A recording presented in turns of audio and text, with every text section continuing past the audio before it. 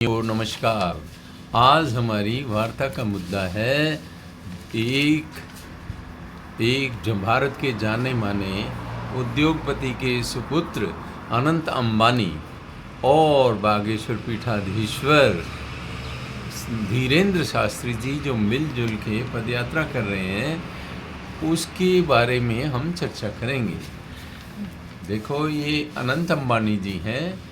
इन्होंने जामनगर से, जहाँ इनका निवास स्थान है, वहाँ से द्वारकाधीश मंदिर के लिए अपने 30वें जन्मदिन के ऊपर ये यात्रा प्रारंभ की है।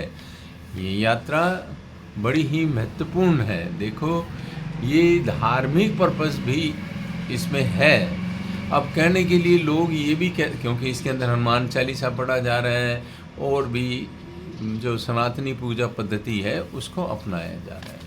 अब कहने के लिए बहुत से लोग तो ये कहेंगे कि जी कि ये तो उनका स्वास्थ्य खराब रहता है, उनके दमा है, सांस की बीमारी है और मोटापा हो गया है, तो उसको ठीक करने के लिए यही यात्रा कर रहे हैं। कुछ भी कहा जा सकता है। वैसे वो बीमार भी हैं क्योंकि उनके दमा है और उनके मोटापा भी स्टीरॉइड्स लेने के कारण हो गया है। लेकिन फिर भी इसमें जो धार्मिकता है, जो उनके मंदिरों के दर्शन करते हुए जाना और निष्ठावान है, वो श्रद्धावान है, तो ये बात प्रशंसनीय है। क्यों प्रशंसनीय है? देखो भाइयों, इससे क्या आंतरिक शक्ति मिलती है। अपनी मान्यता से, संकल्पों से हर मनुष्य को आंतरिक शक्ति मिलती है। अब उसमें सही है, ये गलत है, ये क्यों हो गया, ये वो हो गया, ये सोशल मीडिया का ज़माना है, इसमें ये चर्चाएं तो चलती ही रहेंगी। लेकिन ये एक अच्छी बात है, एक अनुकरणीय बात मैं मानता हूँ। अब इस यात्रा में शामिल हो गए हैं बाबा बागेश्वर। अब बाबा बागेश्वर ने पूर्व में भी एक यात्रा की थी। वो उन्होंने पदयात्रा की थी बागेश्वर धाम से लेकर के ओरछा धाम तक की, जो राम जी का धाम है। तो ये यात्रा उन्होंने घोषित तौर पे हिंदुओं में जागरण पैदा करने के लिए की थी। अब आप कहेंगे हिंदुओं में जागरण की क्या ज़रूरत है? ओ भाई, हिंदुओं में जागरण की इसलिए ज़रूरत है ताकि जो तुष्टीकरण की राजनीति है उसके कारण कोई वक्फ एक्ट जैसा प्रावधान, कोई ऐसा कानून कोई भी सरकार बनाने की हिम्मत ना करे जो राष्ट्रीय, अंतर्राष्ट्रीय लॉ के सिद्धांत है, कानून के सिद्धांत है, उनसे सर्वथा विपरीत था।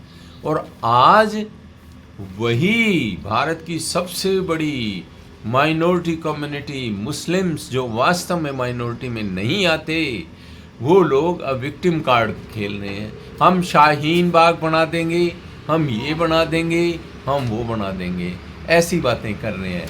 यदि सनातनियों में एकता हो जाए, हिंदुओं में एकता हो जाए, तो ऐसी कोई बात कोई नहीं कर सकेगा और बात रीजनेबल ही करनी पड़ेगी। हिंदुओं की एकता का मतलब ये नहीं है कि वो तो हिंदू राष्ट्र की बात करते हैं। मैं ये कहता हूँ कि इसका मतलब है कि रीजनेबल सिस्टम को स्थापित करना। इसका मतलब ये नहीं है कि किसी के ऊपर किसी की हुकूमत को लाद देना या कोई गजवाए हिंद कर देना, भारत भूमि पे कब्जा कर लेना लैंड माफिया की तरह। तो ये दोनों युवाओं की जो यात्रा है वो मैं प्रेरणादायी मानता हूँ युवाओं के लिए। आज के युवाओं को जन्मदिन मनाने के लिए, जहाँ वो हुक्का बारों में जाते हैं या कैफ़े में बैठे रहते हैं या बियर बारों में जाते हैं, सभी नहीं जाते, ये मैं क्लियर कर देता हूँ, बहुत से लोग जाते हैं।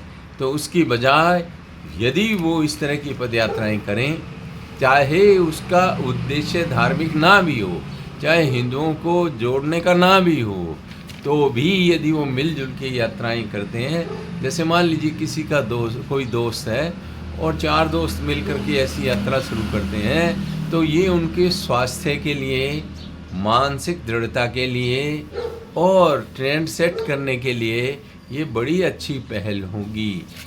किसी हुक्का बार में, चाय की थड़ी पे, कॉफ़ी की थड़ी पे, या फिर कोई बियर बार में, या वैसे ही प्योर दारू वाली बार में बैठने की बजाय ये अच्छा होगा। तो ये प्रेरणादायी बात है। एक संत और एक युवा उद्यमी यदि मिल जाते हैं तो ये राष्ट्र निर्माण में बहुत बड़ी भूमिका अदा कर सकता है। इसीलिए भाइयों, आपको पसंद आए तो लाइक, शेयर एंड सब्सक्राइब कर देना, और ना आए तो कमेंट्स में बता देना। पुनः पुनः धन्यवाद।